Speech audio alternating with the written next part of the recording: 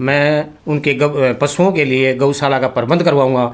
और अगर by chance प्रबंध नहीं हुआ तो दूसरी गौशाला हो जाती है। फसल पूरी फसल चौपट कर देते हैं। अगर एक ही खेत में देखो, जिस जमींदार के 1 या 2 एकड़ ही है और रात को 20-30 पशु चले गए उसमें, तो उसका पूरा नुकसान हो जाता है। तो मैं इसकी पूरी कोशिश करूँगा, कोशिश भी नहीं करूँगा, मैं चाहे कुछ भी करना पड़े, मैं इनसे हमारे जो टीचर हैं उनके ज़्यादा से ज़्यादा उनको सहयोग लेंगे और उनको सरकार से मतलब कोशिश करेंगे पूरी। और अगर मान लो नहीं भी होती है तो अपने कुछ पैसों से मान लो बच्चों के सहयोग से कोई प्राइवेट। आप देखने लग रहे हो सजग संसार, और फिलहाल चुनाव का समय है। हर व्यक्ति गांव में वोटों की अपील कर रहा है। और अभी गिगनाऊ गांव से फिलहाल आपके साथ मौजूद हूँ और हमारे साथ सरपंच प्रत्याशी होशियार सिंह जी हैं। सबसे पहले राम राम करेंगे। राम राम जी। राम जी। मैं सामने जो भी चैनल देख रहे हैं, मैं ग्रामवासियों को सभी को मेरी नमस्कार। तो जिस प्रकार से चुनाव आ रहे हैं, नज़दीक आने लग रहे हैं, गांव में सरपंच का चुनाव लड़ रहे हो आप, तो सबसे पहले गांव में आपने क्या सोच रखा है कि भाई मेरा जो चुनाव जीतते ही यो काम होगा? पहला सबसे पहले तो मेरा है, जो भी गांव में आवारा पशु हैं, बस स्टैंड पर रहते हैं, बाहर रहते हैं, एक्सीडेंट होता है, रात को वो बच्चे रुखाड़े जाते हैं, दिन में जाते हैं, उनका समय वेस्ट होता है, पढ़ाई नहीं कर सकते। और जो मेरे साथी हैं, बड़े साथी हैं, वो भी रात को सर्दी में मरते हैं और उनकी फसल पूरी बर्बाद हो जाती है। मैं उनके पशुओं के लिए गौशाला का प्रबंध करवाऊंगा। और अगर बाई चांस प्रबंध नहीं हुआ तो दूसरी गौशाला में मैं उनको छुटवाऊंगा। बिल्कुल। सब तो बड़ी समस्या यह हो गाँव भी कि पशु हैं, आवारा छोड़ते हैं लोग और फसल खराब हो जाए, पूरी बेन जो है वह खराब जाए। ये बात तो बिल्कुल ये पूरी बेकार हो जाती है। फसल पूरी फसल चौपट कर देते हैं। अगर एक ही खेत में देखो, जिस जमींदार के 1 या 2 एकड़ ही है और रात को 20-30 पशु चले गए उसमें, तो उसका पूरा नुकसान हो जाता है। तो मैं इसकी पूरी कोशिश करूँगा, कोशिश भी नहीं करूँगा, मैं चाहे कुछ भी करना पड़े, मैं इनसे छुटकारा दिलाऊंगा। जी बिल्कुल। और एक चीज़ और, जिस तरह पशुओं की तो बहुत बड़ी समस्या है, गंभीर है। एक गांव की जो फिरनी है, कच्ची जो गलियां रह रही हैं, उनको मतलब आपकी क्या सोच है कि वो पक्के? उनको सरकार के सहयोग से सरकार के सहयोग से जल्दी उनको हम पक्की करवाएंगे। बच्चों की शिक्षा भी बहुत ज़रूरी है जी, क्योंकि आम जन है, गरीब आदमी है और प्राइवेट स्कूलों में तो बालका भेज कौन सकें। सरकारी स्कूलों में बालकों की पढ़ाई कम हुआ है, तो आप क्या करोगा कि जो पढ़ाई कमज़ोर हुआ है बालक, स्कूल की व्यवस्था खातर आप स्कूल खातर क्या करोगा? पढ़ाई के लिए हम हमारे जो टीचर हैं उनके ज़्यादा से ज़्यादा उनको सहयोग लेंगे और उनको पढ़ाई के लिए प्रोत्साहित करेंगे जी। और समय समय पर स्कूल का निरीक्षण भी करेंगे जी। कई बार क्या है, मतलब अध्यापक आए हैं ना आए हैं, बेरोजगार पटा आया ही को नहीं आए, उन खातर कोई रजिस्टर नहीं, हम उसकी पूरी कोशिश रखेंगे ना। अभी अगर 2 दिन में 5 दिन में हम हमेशा चेक करते रहेंगे। अभी कौन टीचर अब नहीं आता है, कौन, बच्चों से पूछते रहेंगे जी हर रोज़। अच्छा, खेल की सुविधा खातर, क्योंकि गांव का नाम, क्योंकि आज हरियाणा है, रुको पाटा है हरियाणा को कि भी बालक खेलन जावे हैं, लेकिन उड़े जावे हैं जरा खेल की अच्छी सुविधा है, जरा ग्राउंड भी बढ़िया है। तो अपने बालका खातर की सोच रखी है भी खेल की सुविधा खातर क्या करोगे? खेल के हमारे स्कूल के अंदर बहुत बड़ा ग्राउंड है, बस उसको देखा नहीं है, आधुनिकीकरण नहीं किया है। हम उसको पूरा उसको बनाएंगे, बंद करेंगे उसको आधुनिकीकरण करने का, और खेल का सामान भी हम उपलब्ध करवाएंगे ताकि बच्चे जो हैं वो आगे बढ़ सकें, खेल सके।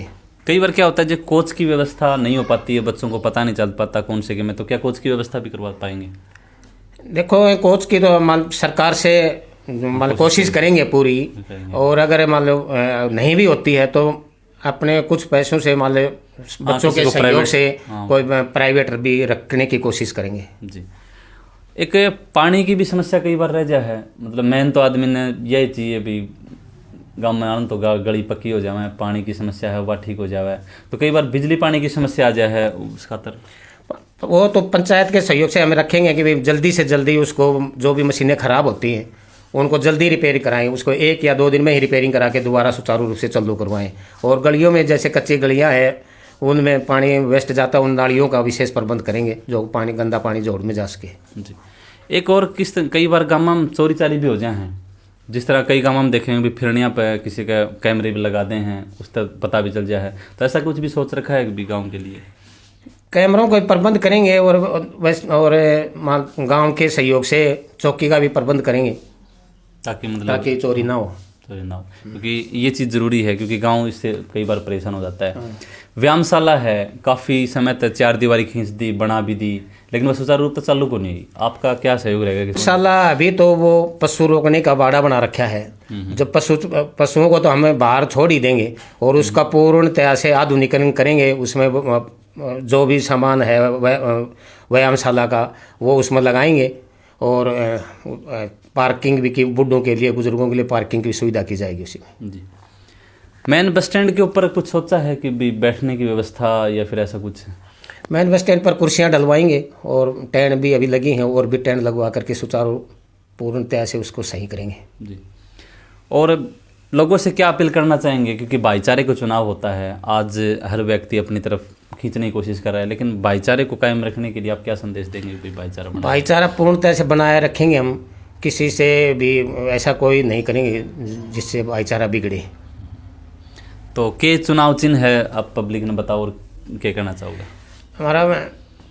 हमारी पुत्र वधू चुनाव लड़ रही है जी, सुमन कुमारी, उसका चुनाव चिन्ह है हैंडपंप। उस पर अपना कीमती वोट देकर के उसको सफल बनाए। जी।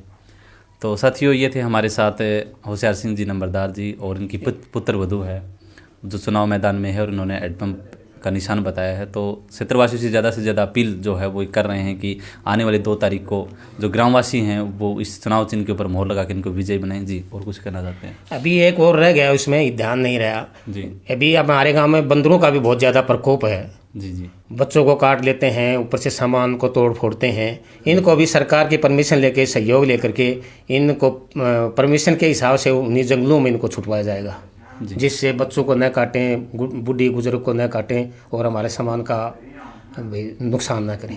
एक गांव की गलियों का भी मैन, जैसे कई गांवों में देखते हैं कि जगमगाता हुआ गांव रखता है। सरकार की भी एक मुहिम है कि भी हर गांव जगमग रहना चाहिए, तो कुछ लाइटों के बारे में भी सोचा है कि भी? लाइटों का प्रबंध तो पीछे था, बीच में अभी नहीं हुआ, तो हम उसका शुरू से ही उसकी पूरी कोशिश करेंगे कि खंभों पर लाइट लगाई जाए। एक मोटी समस्या यह है कि गांव में अपना कोटा है और कई गरीब लोग ऐसे हैं जिन तक जो सामान है, गेहूँ दाने आवे हैं, वह पहुँच कौन पावे, तो उसके लिए कुछ सोचा है कि भी उचित व्यवस्था होनी चाहिए ताकि हर घर पर पहुँच सके, तो उसका कुछ सोचा है? वो जब भी कोटा आएगा उसको गांव में इतला की जाएगी और समय पर ही उसका वितरण करवाया जाएगा। इसका विशेष ध्यान रखा जाएगा। ताकि मतलब हर व्यक्ति को पता चल सके इस टाइम पर मिल सके, हर व्यक्ति को मिल सके। तो साथियों, धन्यवाद। आप देख रहे थे सजग संसार।